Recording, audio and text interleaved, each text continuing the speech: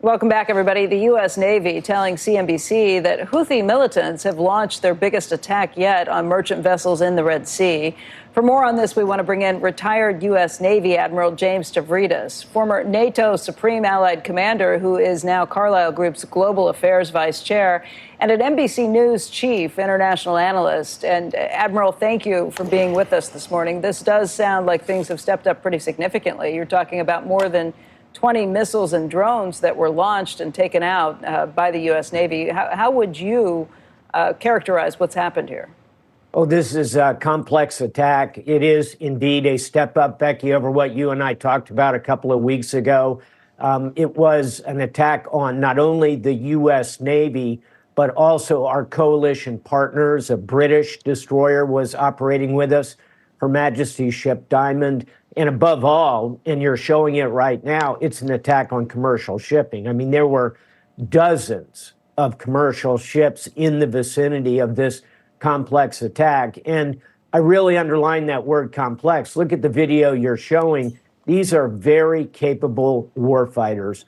This is a takedown of a ship called the Galaxy, which is being held hostage today in a Red Sea port, Hodeidah. This is very sophisticated activity. It's going to require, frankly, more than just defensive responses going forward.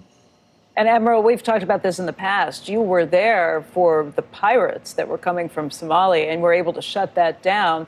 But this is different. These are more weaponized. These are more trained. And you believe very clearly backed by Iran, these attacks that are coming. You think a much bigger step is going to have to take place, and that includes attacks on land. Unfortunately so. I think some folks will remember the movie with Tom Hanks, Captain Phillips. You know, those were Somali pirates, basically in flip-flops with rusty AK-47s, some speedboats. This is not your daddy's pirates. These are state-sponsored by Iran, so they have access to all the equipment, the training, the organization. They've been at war with the Kingdom of Saudi Arabia and the UAE for over 10 years. They control half of Yemen, particularly that Red Sea coastline.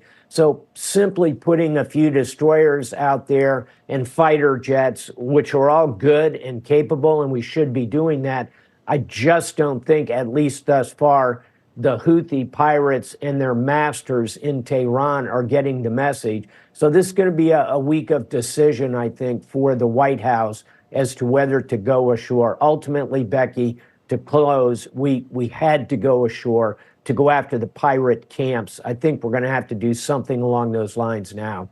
We're almost out of time, Admiral, but the risk of the war in the Middle East expanding if we do that.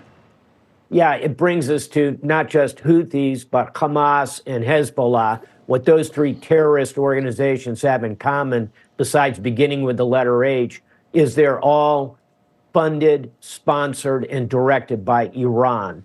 So, yes, this also increases the potential for a wider war up to the 25% range, I would say. That's dangerous. Wow. Admiral, thank you very much for your time this morning. You bet.